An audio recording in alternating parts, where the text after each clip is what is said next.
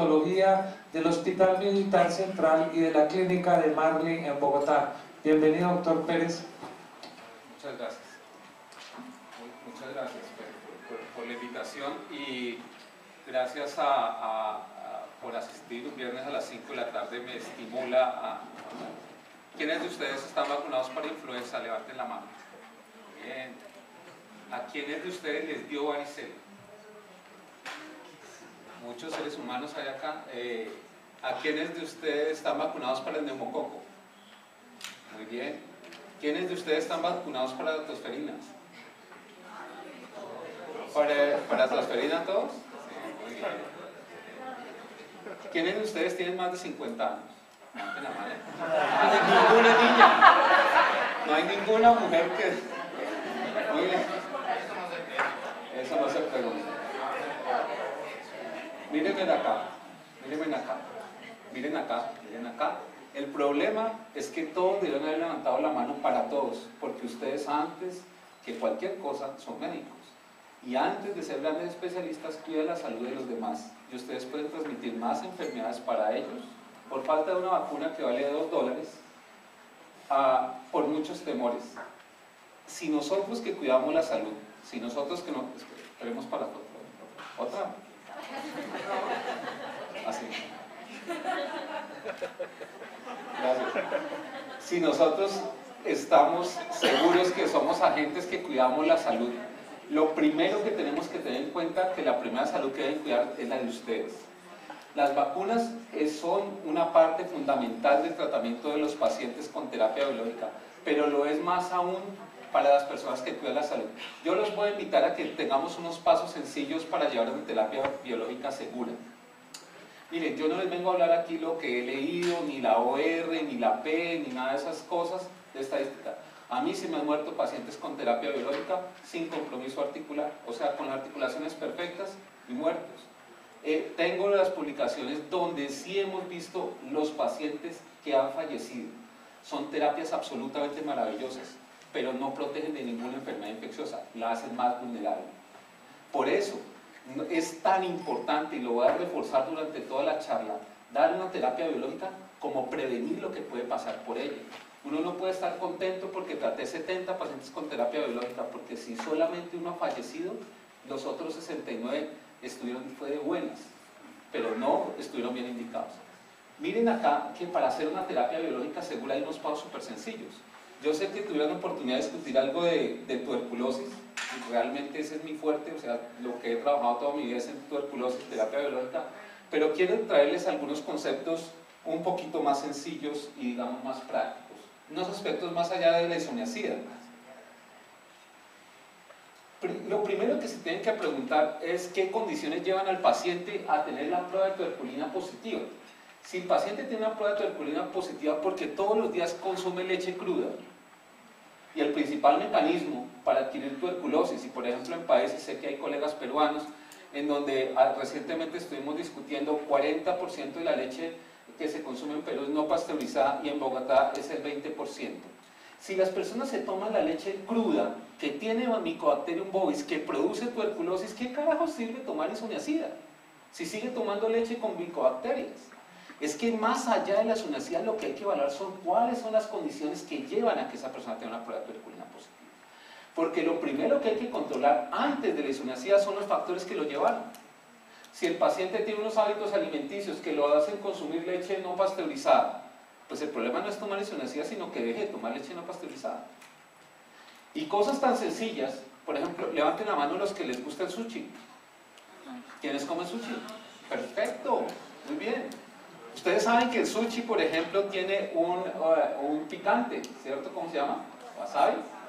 El wasabi se hace para aplicarlo en el sushi y para que evite y ponerlo por 1 a 3 minutos para que no haya anisiquiasis, para que las larvas que están dentro de los intestinos de los pescados se mueran. Eso no es de adorno y, ay, a mí no me gusta, eso tan picante, qué horror. No, eso es una medida que se hace de salud pública en Japón para consumir estos alimentos. ¿Y qué pasa a un paciente con terapia biológica que usted le da el tututucumab o el barbapapapal y el señor come sushi, come parásitos todos los días y dice, ¿qué será tan raro que la es una rasquiña? ¿Y qué será? Vaya al dermatólogo y el dermatólogo de todo porque el doctor no le dijo, señor, mientras usted tome terapia biológica no debe comer pescado crudo. Punto. Miren que antes de ponerse a dar medicamentos y a hacer recomendaciones, evalúen las condiciones del paciente. Miren un segundo punto muy importante. Tener terapia biológica o tomar isoniazida no evita el 100% de las tuberculosis o otras enfermedades granulomatosas. Y creo que lo he explicado suficientemente. Si a este salón todos nosotros estuviéramos poniendo terapia biológica y acá llegan 2 personas con bacilo tuberculoso multidrogo resistente y nos tosen toda la tarde, ¿nos da tuberculosis? Claro que nos da tuberculosis. ¿Y por qué nos da tuberculosis? Porque somos más susceptibles. Y podemos estar tomando isoniazida y podemos adquirir bacilo tuberculoso. Es que tomar isoniazida evita la reactivación, no la reinfección. Y porque si no la isoniazida, doctores, fuera la vacuna para la tuberculosis. Entonces, ¿para qué buscamos vacuna? Toma isoniazida el resto del mundo. No, la isoniazida no es vacuna. El tercer punto es enseñar al paciente la importancia de que hay medicamentos maravillosos, que no hay medicamentos maravillosos, sino pacientes maravillosos. Realmente, el empoderamiento de la terapia está en los pacientes, no en los médicos. Y cuando uno le enseña que los pacientes y basa su tratamiento en el autocuidado y en el manejo del paciente, le ayuda a uno a cuidarse, no a echarle la culpa de la infección. Miren, los medicamentos no son maravillosos, los pacientes sí lo son. Y si usted le da las explicaciones, créeme que la gente les ayuda. Hoy les estoy hablando como infectólogo que durante 10 años ha hecho autopsias de personas que tienen y que se han muerto por terapia biológica. Y les estoy hablando de mi experiencia, no de lo que leo ni de las cosas que he repasado. Miren acá. ¿Qué pasa cuando el paciente tiene BCG? Si el 70% de los pacientes de Colombia. La BCG es importante y da falsos positivos para la prueba de tuberculina hasta los 15 años de edad. Después de los 15 años de edad, solamente el 8% de las pruebas de tuberculinas son positivas a raíz de la BCG. Luego, la BCG y el uso del cuantiferón, que está bien justificado en pacientes que reciben, que han tenido antecedentes de inmunización, no es para todo el mundo. Las guías y todo el mundo dice, hago una prueba de tuberculina o una prueba de cuantiferón. ¿Por qué hago tanto énfasis? Porque llegan los pasos PPE positivo con cuantiferón negativo con PPE positivo, le repito la PPE, le repito el cuantiferón, le repito tal cosa, y esos pobres pacientes, el carrusel de la cosa, ¿qué será? ¿Quién le firma para que le ponga la terapia biológica? Miren, doctores, si la experiencia, como es la experiencia que tenemos en médicos latinoamericanos, es manejando prueba de tuberculina, nadie ha dicho en este mundo que no sirva, o que sea superior, o que sea inferior a una prueba de cuantiferón. Pero si su experiencia es manejar cuantiferón, hágalo, pero no lo mezcle con cosas que no, porque si no vienen a problemas complejos. Vean otro punto adicional. ¿Qué pasa si no le doy profilaxis al paciente o el paciente no acepta, o le da efectos adversos? ¿Saben lo que hay que hacer? Pues no le den terapia biológica. Porque es que lo primero que ustedes juraron en sus universidades fue no hacer daño. Y es que la terapia biológica usted le puede curar la artritis reumatoidea, pero lo puede matar de una tuberculosis. Ay, no es que el señor no quiere tomarse las pepas, pero yo lo vi tan jodido que le puse la... Eso no es así, doctores. Ustedes no le están vacunando para la tuberculosis cuando le ponen una terapia biológica. ¿Ustedes qué le están haciendo? Volviéndolo más vulnerable a una enfermedad infecciosa. Ustedes, uno como médico, y se lo digo como magistrado del Tribunal de Ética Médica que fui a este país, uno como médico lo que jura es el principio de no maleficencia, o sea, no hacer daño, no el principio de beneficencia, quitar la artritis. Doctores, si no están seguros, si la terapia biológica no es la adecuada, si el paciente no acepta la profilaxis, no lo someta a un riesgo innecesario simplemente para acrecentar su ego de que tengo otro paciente más con biológicos. Dígame si estoy diciendo mentiras. ¿Qué le pido a un paciente para hepatitis? Vamos a ver más allá de isoniazida. Miren, cuando usted tenga un paciente para terapia biológica, cual sea el nombre de la terapia biológica, tiene que pedir los exámenes por hepatitis, pero entonces resulta que en los planes obligatorios de salud está el antígeno de superficie y es insuficiente. Vamos a ver los escenarios y son súper sencillos. Miren, síganme de acá. Cuando le voy a pedir siempre 3 exámenes. Antígeno de superficie, y miren cómo se escribe. Antígeno de superficie se escribe con minúsculas, porque cuando yo escribo en mayúsculas son anticuerpos. Y resulta que muchos doctores por el afán colocan antihepatitis B. Y cuando llega al laboratorio no saben si le van a hacer anticuerpos o antígenos. Y le hacen anticuerpos. Y llegan al consultorio y dicen, no señor, usted tiene hepatitis B. Y a mí me han llegado matrimonios destrozados diciendo, mire, él me pegó esta cosa y la señora mostrando, y el ginecólogo me mandó para acá. Yo, pues está vacunada señora. Y el señor con cara de arrepentido. Y la señora, ay, pero usted me dijo que tenía hepatitis. Y yo miro el examen y dije, no señor, usted está vacunada para la hepatitis. Sí, yo me vacuné para eso, pero este me la pegó. Mire esta cosa. Y el man, no, eso fue hace 2 años, fue un error. Y entonces, ya hasta que le dije a la señora, señora, usted no tiene hepatitis B, señora, usted tiene anticuerpos para que usted esté vacunada para la hepatitis B. Y entonces ahí se levanta el hombre y dice, oiga, pero entonces ¿por qué esa doctora nos dijo? Dijo, ay, usted cállese que usted siempre tiene que ir al infierno. Mire, uno tiene que negarlo hasta que el infectólogo diga algo concreto. Conclusión de eso. Si usted lo escribe bien, le informan mal. Y colocar antihepatitis B es un error. Entonces a veces la gente dice, uy, pero mire, se coloca con minúsculas. Se coloca la primera en mayúscula y las dos, antígeno superficial de hepatitis B. Se coloca el anticore total, AC core total, y se colocan anticuerpos contra el antígeno de superficie de la hepatitis B.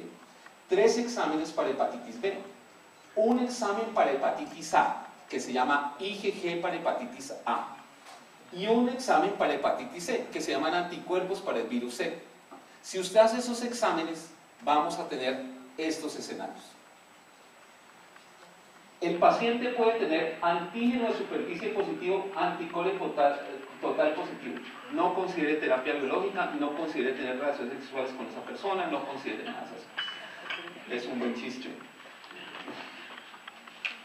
Si el paciente tiene antígeno de superficie negativo, pero el anticore total es positivo, por eso siempre hay que pedir los dos.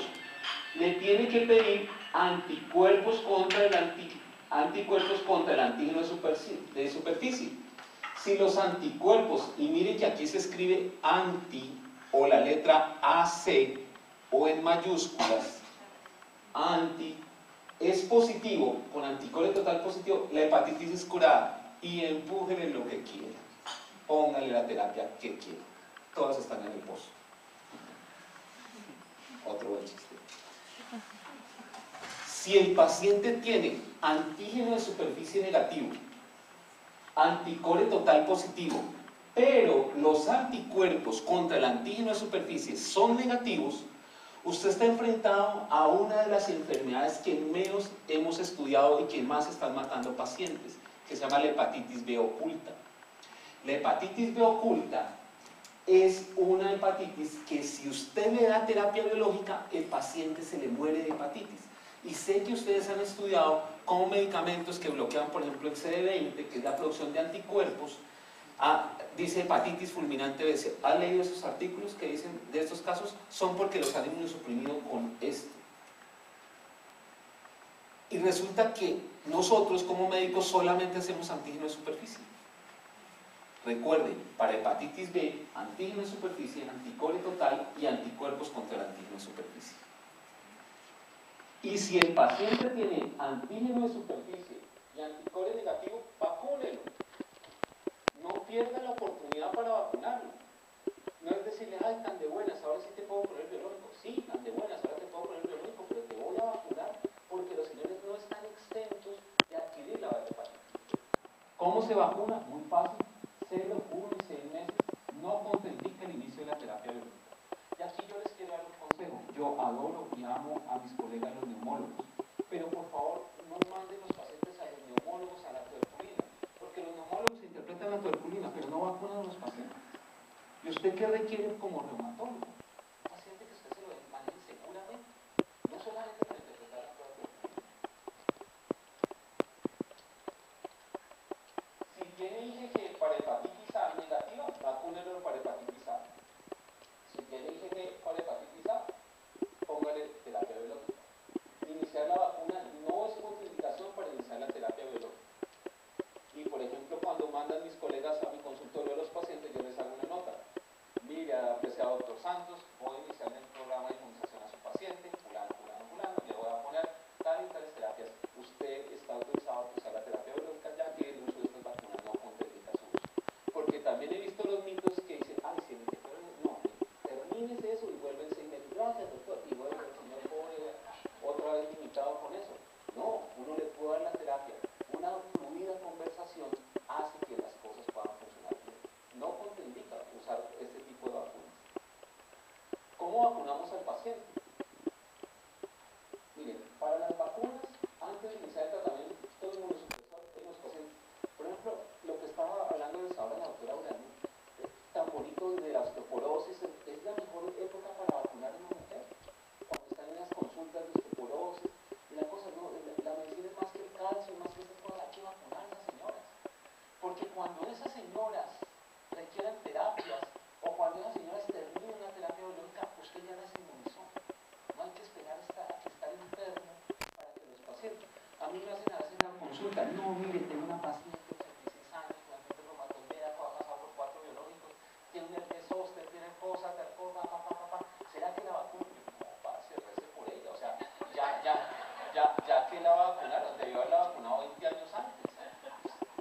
Vacunen los pacientes en el primer encuentro, cuando usted le hace el diagnóstico de osteoporosis, cuando usted le pide los ANAS, el anti-DNA, cuando usted está estableciendo, ahí es el momento de inmunizar.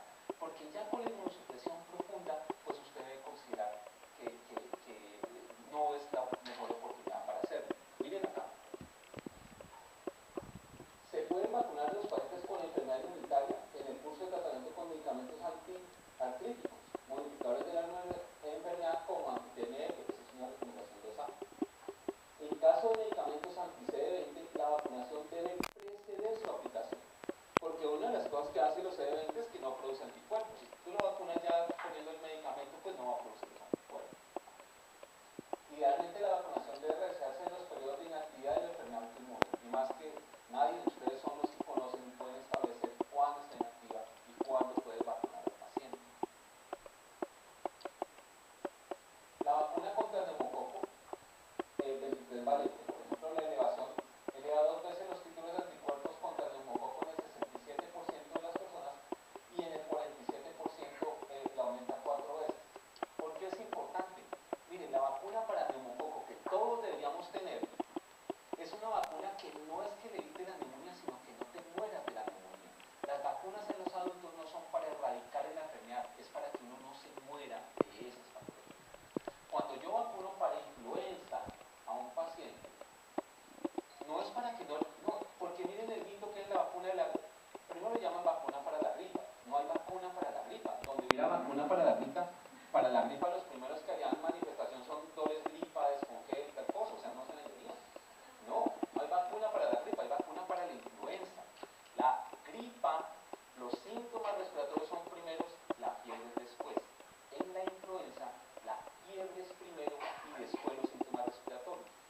La influenza mata a las personas. Cuando usted vacuna, porque la gente dice, ahora sí me vacunaron para la gripa y desde ahí sí, Carlos, me dio gripa todos los días. Antes no me daba una gripa y ahora sí me coge la gripa cada nada. Señora, la gripa le va a dar, pero usted no se va a morir de eso. La vacuna de la influenza lo que previene es la mortalidad asociada al virus influenza por neumonitis viral en pacientes inmunocomprometidos, de los cuales son ustedes los que manejan. La vacuna de neumococo previene no que no le aparezca una neumonía, sino que esa neumonía no sea bacteriémica. Hace 5 o 6 días en el hospital militar recibimos un paciente que fue a una consulta, estaba esperando al especialista en endocrinología, tenía un poco de terapia, esta cosa, e hizo escalofrío en la silla del señor, hizo escalofrío ahí, El señor 2 o 3 días, el paciente estuvo entubado, en cuidado intensivo, y lo que estaba creciendo en la sangre, en el pulmón, en toda la cosa, era un estreptococo. 3 o 4 días después, el papá de cualquiera de nosotros, por una vacuna de 20.000 pesos. El virus del papiloma humano, hay que vacunar a las mujeres con lupus. Claro que aprendimos de los reumatólogos que el lupus es de las mujeres jóvenes. ¿Y donde dijeron que cuando tienen lupus están de una vez vacunadas para el cáncer de cervix? Las mujeres que ustedes les hayan diagnóstico de lupus pueden ser vacunadas para el virus de papiloma humano. Obviamente que si la enfermedad está activa, es decir, si tiene una citología positiva, si tiene un NIC, usted primero trata eso antes de inmunizar. Pero estas personas inmunícelas, porque les cuento algo, las personas inmunosuprimidas, el CA de cervix se vuelve invasivo. Una señora con un lupus, que usted puede decir, le dice el diagnóstico a los 20 años, a los 30 años está divina, se le puede morir de un cáncer de cervix que pudo evitar con vacunas. Esos son los mensajes que les traigo. Son fáciles, son simples, ustedes tienen los pacientes al frente. La vacuna del papiloma se puede usar en pacientes y obviamente en mujeres jóvenes, y les hago el énfasis en el lupus, como lo hacen las guías, es porque es el mejor momento en donde ustedes ven mujeres jóvenes que deberían inmunizarlas para un virus y para un cáncer que se reduce la mortalidad brutalmente con una vacuna. Hoy, por ejemplo, en Colombia se está lanzando en estos 2 meses la vacuna, una de las vacunas más poderosas que he conocido, que es la vacuna de herpes zóster. La vacuna de zóster, la culebrilla, le da a 1 de cada 3 personas. Le va a dar, no le da, le da, no le da. O sea, de aquí tengo 90 clientes. Aquí van a salir cada uno, de aquí el 33% de ustedes seres humanos van a salir con su herpes zóster. Hagan lo que hagan, porque el único factor de riesgo para tener herpes zóster se llama cumplir 50 años. O sea, a uno le dan 50 velitas, sople aquí y ten tu vacuna. O sea, y tu bono para ir al urólogo a su respectiva mayor. El herpes zóster nos da a todos, pero a las personas inmunosuprimidas les da 100 veces más. Y existe una vacuna para eso. El dolor del herpes zóster agudo, y ojalá algún día me invitaran para mostrarles toda la implicación que tiene eso, el zóster agudo duele más que el parto. Y el dolor del zóster, de la neuralgia posherpética, solamente es superado por la fibromialgia y duele 4 veces más que el cáncer, la neuralgia posherpética. Pero como son viejitos, tenga paciencia, señor, tome así, vaya, tenga paciencia, tenga paciencia, pobrecitos. Como son ancianitos, no les paran bolas. No, señores, la neuralgia posherpética, y yo sé que ustedes han tenido pacientes con biológicos, pacientes con prednisona, pacientes con metotrexate, que les dicen, doctor, yo me siento bien, pero ya estoy cansada de tanto que me repite, y dele aciclovir, y ya cuando vayan al insectólogo, porque ya no puedo más, o sea, ya al insectólogo, ¿verdad? Oye, descuénteme 3 minutos por los chistes, Pedro. Si no, no puedo. Es que la primera interconsulta que yo hice en Marley, yo soy de la Nacional, de primaria, bachillerato, pregrado.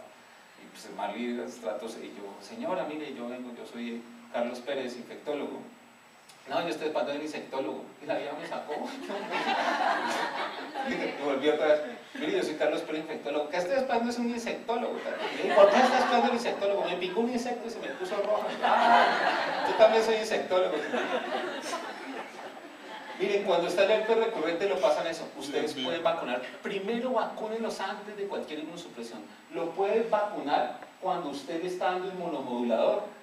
Cuando usted lo tiene con metotrexate, le puede dar la dosis de la vacuna del herpes zóster. Cuando le está poniendo corticoides intraarticulares, cuando les da cortos short course de esteroides, o cuando las dosis son bajas o moderadas, de 15 a 20 miligramos, usted le puede dar la vacuna le puede dar vacuna para el herpes zóster. La vacuna para el herpes zóster se llama Zostavax y es una sola vacuna en la vida y es para mayores de 50 años, antes de tener la inmunosupresión. Una sola aplicación subcutánea y le evita la culebrilla toda la vida al paciente.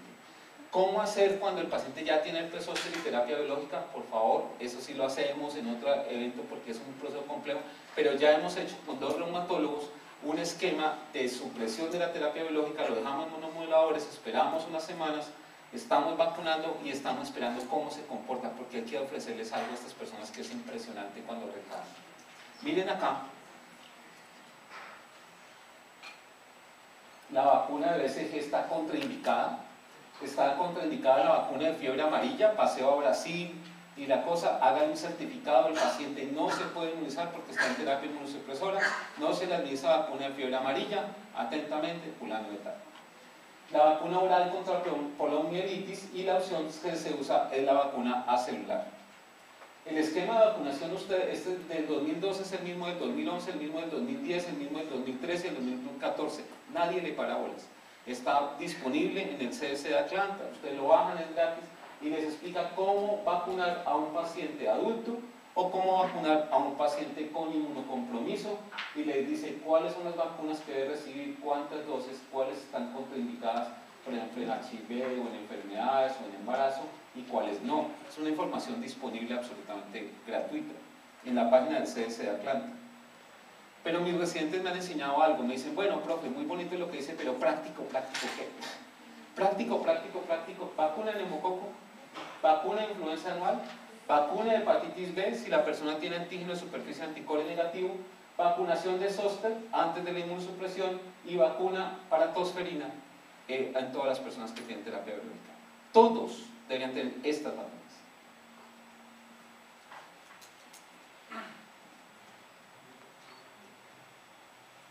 No vacunar contra fiebre amarilla, no vacunar contra la varicela. Es distinta la del zóster a la de la varicela.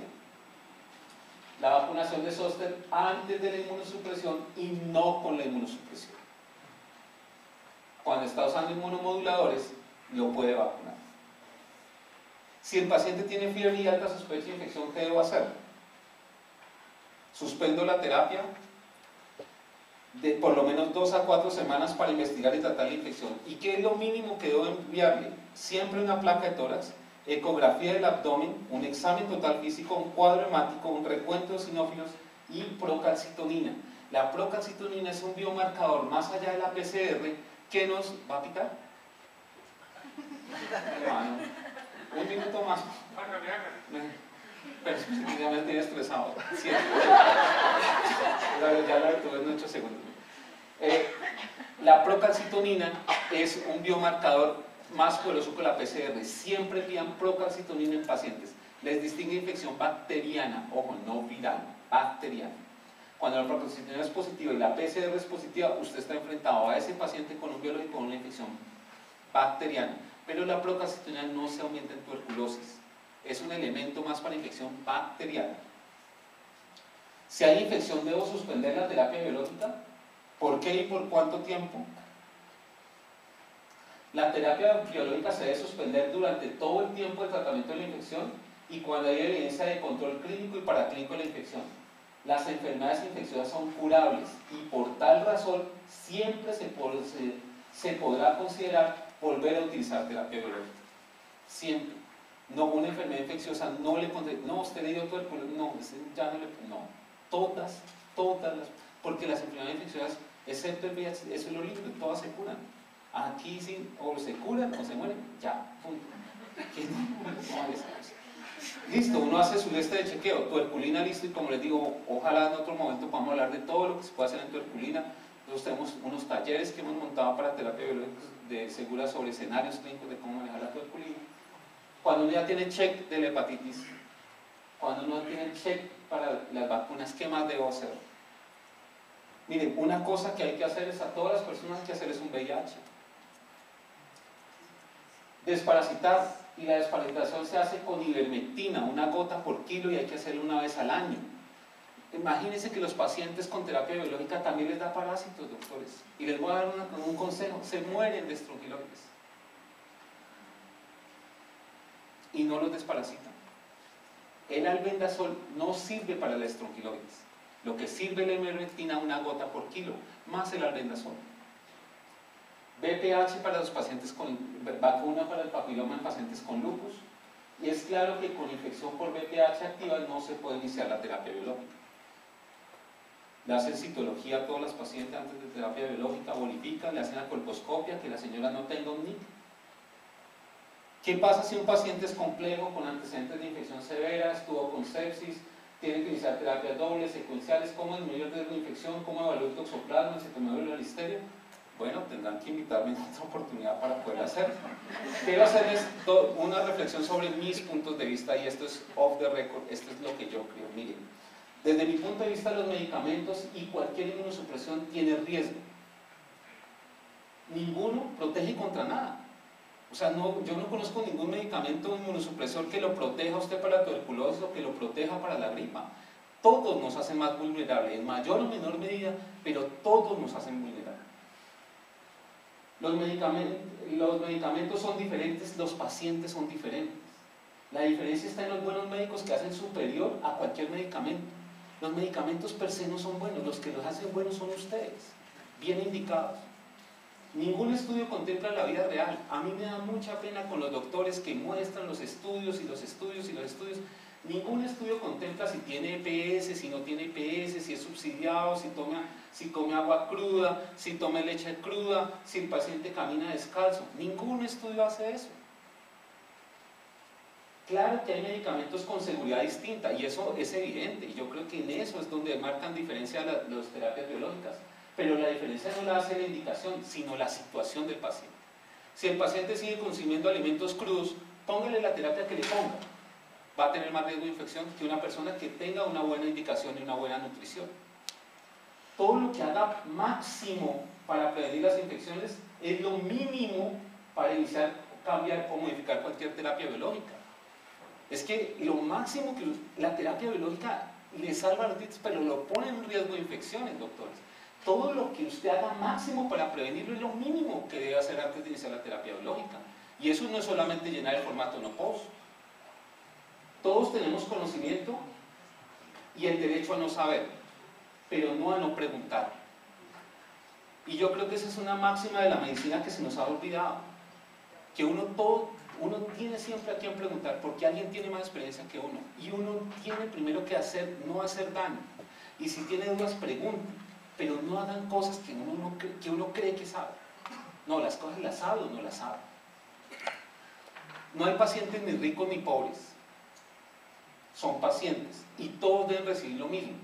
No es que porque el paciente es del contributivo sí lo vacuno y porque es del subsidiado pobrecito no lo vacuno. No, si usted le va a poner terapia biológica, yo nunca en la vida he tratado a un paciente como rico como pobre.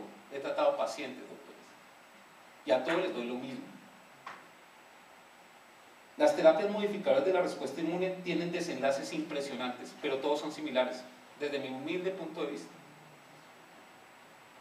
Pero todos tienen riesgo. Hay que valorar lo que se mejora, pero estudien y analicen los que se mueren. Es que en los desenlaces no hay que ver solamente los que se mejoran. Revisen y observen cuáles se mueren y por qué se mueren. La medicina debe ser preventiva y todo adulto, que aquí hay más de uno, debe recibir neumococo, DPT, influenza y zóster antes de enfermarse. Tan importante es la vacunación y la evaluación del riesgo como la misma terapia inmunosupresora. Mira, hay medicamentos costo efectivos, costo eficaces, costo de unas cosas, costo tal cosa, costo etcétera. Mire, ¿saben qué es lo que realmente costó cualquier cosa? La experiencia, la sensatez para poner una terapia biológica, el estudio de los pacientes y la interdisciplinariedad, no la multidisciplinariedad. Lo mandé aquí, lo mandé al neurólogo, no, la interdisciplinariedad. Una de las cosas que me siento orgulloso es de trabajar en un hospital público que se llama La Samaritana, donde trabajo con un dermatólogo y un reumatólogo. Y cada paciente con terapia biológica los discutimos los tres, porque cada alguien tiene para aportar las cosas. Y aprendimos que una cosa es verlo cada uno por la parte y otra cosa distinta es verlos los tres juntos. Eso se llama interdisciplinariedad, no multidisciplinariedad. No es el precio de una ampolla el que hace la diferencia en una terapia biológica, es la evaluación de los médicos que la hacen biológica. No se dejen pensar que este es costo efectivo, que esto es costo efectivo, que la farmacoeconomía, claro que es súper importante la farmacoeconomía y la cosa. Pero ¿qué farmacoeconomía si usted pone a un paciente a gastarse 100 millones de pesos en una unidad de contención por una infección incontrolable? Realmente las terapias biológicas marcan su diferencia, es por los buenos médicos que la formulan. Esta es la página web de mi grupo. Si ustedes quieren una copia de la charla o consultar algunas cosas de hepatitis, pueden consultarla ahí, se llama infectoweb.com. Tenemos un Twitter, @infectoweb, y un Facebook. En Colombia hay más gente con Facebook que con agua potable, entonces hay que tener Facebook. www.facebook.com/infectoweb.com. Ustedes entran en infectoweb.com y ahí van a poder descargar la charla, van a poder descargar esta charla, los slides, las de hepatitis. Pregunten, contacten, hagan la cosa, hagan equipo con sus médicos y lleven a terapias biológicas más seguras. Gracias por la oportunidad, gracias. Invito a la mesa principal, doctor Pérez, por favor. Nosotros precisamente somos conscientes de que una de las falencias que más se tiene, y todos como reumatólogos lo sabemos, es en el manejo preventivo. Eso es una verdad que es incontrastable, así que la